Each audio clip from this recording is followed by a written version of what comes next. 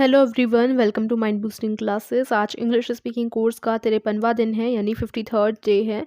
और इसमें हम लॉ से रिलेटेड, कानून से रिलेटेड सबसे पहले सेंटेंसेस देखेंगे। तो शुरू करते हैं। उस पर खून का इल्ज़ाम लगाया गया। He was accused of murder. वह 2 दिन जेल में रहा। He was in the police lockup for 2 days। उसने इस घटना की रिपोर्ट पुलिस को दी। He reported this incident to the police. अपराधी बरी कर दिया गया। The accused was acquitted. वह फरार हो गया। He absconded. He absconded. वह जमानत पर छोड़ दिया गया है। He was released on. जमानत को बोलते हैं bail. He was released on bail. शहर में बदअमनी फैली हुई है। Lawlessness prevails in the city. तुमने गैरकानूनी काम किया है, यानी इलीगल काम किया है। Your act is illegal. इंसाफ का यही तकाजा था। Justice demanded it. आप मेरे गवाह हैं। गवाह यानी witness. You are my witness. और इंसाफ को जस्टिस कहते हैं। यह कानून के खिलाफ है। This is against the law. कानून law. This is against the law. Against खिलाफ। वह बिल्कुल बेगुनाह है। He is innocent. आप भी इंसाफ करें। इट्स फॉर यू टू जज। इट्स फॉर यू टू जज। ये सब नकली दस्तावेज हैं, यानी डॉक्यूमेंट्स हैं। These are all forged documents. उसने मेरे विरुद्ध केस किया। ही filled a suit against me. ठीक है। वकीलों ने गवाहों से प्रश्न किए। तो वकील जो होते हैं उनको लॉयर्स कहते हैं। तो cross examined the witnesses. The lawyers cross examined the witnesses. ठीक है। गवाहों से प्रश्न किए। आजकल मुकदमेबाजी बढ़ गई है। Now days litigation is on the increase. तो बढ़ गई है। मुकदमेबाजी यानी litigation. Now days litigation is on the increase. Police इस विषय में छानबीन कर रही है। The police is investigating the matter. Investigating यानी छानबीन। मैंने उसके विरुद्ध क्रिमिनल केस कर दिया। I have filed a criminal case against him। ठीक है। I have filed a criminal case against him। Magistrate ने अपराधी पर अपराध लगा दिया। The magistrate convicted the accused। The magistrate convicted the accused। ठीक है। अंत में अभियुक्त और अभियोग करने वाले ने समझौता कर लिया। At last the plaintiff and the defendant reached a compromise. तो प्लेंटिफ जो है वो क्या है? अभियुक्त। और अभियोग डिफेंडेंट। Reached a compromise. उन्होंने आपस में समझौता कर लिया। उसको मृत्युदंड मिला। He got a death sentence. Jury ने अभियुक्त के पक्ष में निर्णय दिया। The jury gave it's verdict in favour of the accused. उसके बाद खूनी को फांसी मिल चुकी है, यानी फांसी को कहते हैं हैंग कर देना, है ना। तो the murderer has been hanged मतलब उसे फांसी मिल गई, उसे हैंग कर दिया गया। The murderer has been hanged. कानून न जानना कोई बहाना नहीं। Ignorance of law is no excuse. Ignorance of law is no excuse. जज ने चोर को सजा दी। द जज पनिश्ड द थीफ। मुकदमे का क्या फैसला हुआ? What was the judgment in the case? वह चश्मदीद गवाह है। He is an eye witness। चश्मदीद गवाह यानी आई विटनेस। उसके बाद यह कानून को मानने वाला है। He is a law abiding man। इंसाफ में देर का मतलब अंधेर है। Justice delayed is justice denied. Justice delayed is justice denied, ये आपने सुना भी होगा। सफाई के वकील ने बहुत बढ़िया पैरवी की। The defence council argued the case well. Radio, TV, डाक खाना, इनसे रिलेटेड सेंटेंसेस हैं। अब तो मैंने रंगीन टेलीविज़न ख़रीदा है। I have bought a colour television. आपका टीवी चल रहा है। Your TV is on. मेरा रेडियो बंद है। My radio is of. समाचार सभी स्टेशनों से एक साथ प्रसारित होते हैं।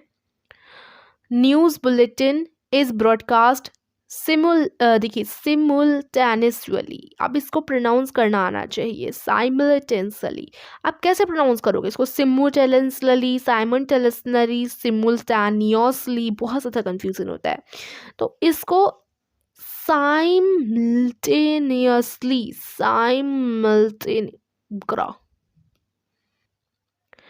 News bulletin is broadcast simultaneously from all radio station.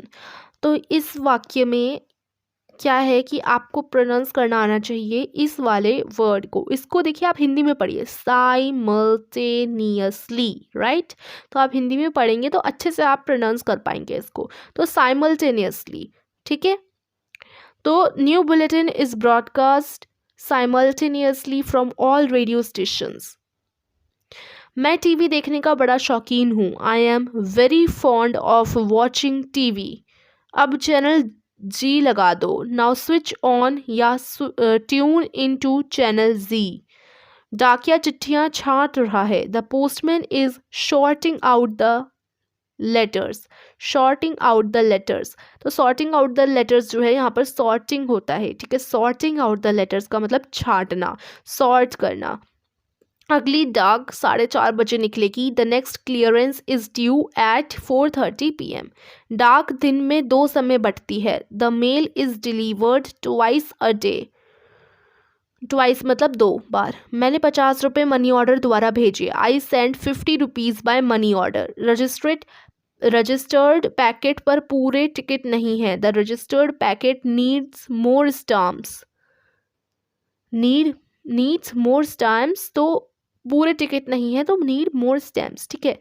उसके बाद कृपया मनी ऑर्डर की रसीद भेजना। Please acknowledge the money order. Acknowledge the money order, okay.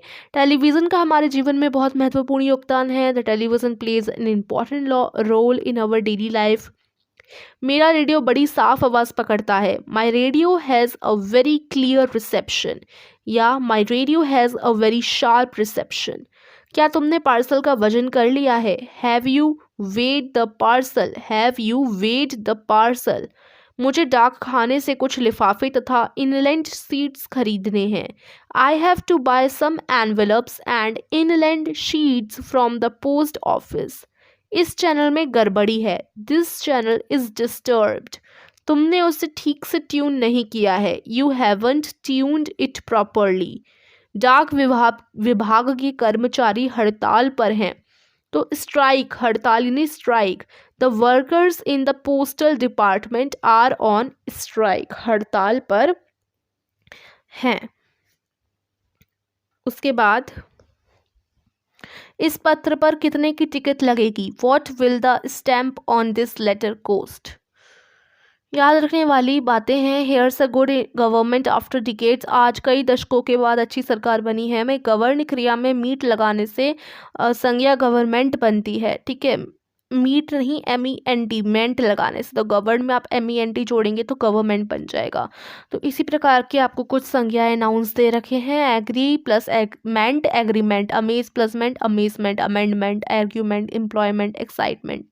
Settle से सेटलमेंट, आर्ग्यू से आर्ग्यूमेंट, ठीक है। यहाँ ना आर्ग्यूमेंट में MENT जोड़ा है लेकिन ई हटा दिया गया है। He is a civil servant, वह एक अधिकारी है। इस वाक्य में सर्वेंट संज्ञा है, ठीक है। तो सर्वेंट एक संज्ञा हो गई। अंत में ANT वाली कुछ और संज्ञाएं हैं। अकाउंटेंट, अब सर्वेंट में ANT आ रहा है तो अकाउंटेंट में भी देखो ANT आ रहा है। Applicant, consent, defendant, merchant. तो ये कुछ और भी चीज़ें हैं जहाँ पर क्या था, ये थी। तो सिर्फ जैसे सर्व जो था, सर्वेंट है, देखिए सर्वेंट लिखती हूँ सबसे पहले मैं, सर्वेंट। तो सर्वेंट जो है सर्व से बना है। सर्व था सबसे पहले, उसमें आपने जोड़ दिया ANT, तो ये सर्वेंट बन गया, ठीक है। ऐसे ही सारे जो ऊपर शब्द दे रखे हैं उनके बारे में बताया गया है, ठीक है। फिर यहाँ बोला है कि अब ये जो डिफेंडेंट था वो डिफेंड से डिफेंडेंट बना है। अकाउंट से अकाउंटेंट बना है। इनमें ANT तथा अप्लाई में CANT लगाने से बने हैं, ठीक है। अब अप्लाई में आप CANT लगाएंगे तो एप्लीकेंट बन जाएगा, ठीक है। पर कुछ शब्द जैसे मर्चेंट और कंसेंट अलग हैं, किसी दूसरे शब्द से जोड़ने से नहीं बने। कुछ शब्द जो हैं वो तो ANT में जोड़ दिया तो सर्वेंट बन गया, ऐसा है। लेकिन जो है मर्चेंट हो गया और एक कंसेंट हो गया, ये किसी और शब्द के जोड़ने से नहीं बने, ये ऑलरेडी ऐसे ही हैं, ठीक है। इसी तरह इंपॉर्टेंट के अंत में ANT है, पर यह संज्ञा नहीं विशेषण है। ओके, तो यहाँ पर हमने आज का दिन समाप्त कर लिया है और इसमें जो भी हमने पढ़ा, हमने जाना, उसकी प्रैक्टिस करते रहिएगा और अपनी डे टू डे लाइफ में इन सेंटेंसेस को यूज़ करने की कोशिश कीजिएगा। याद रखने वाली बातें जो हमने अंत में पढ़ी उन्हें ध्यान रखिएगा। Thank you so much for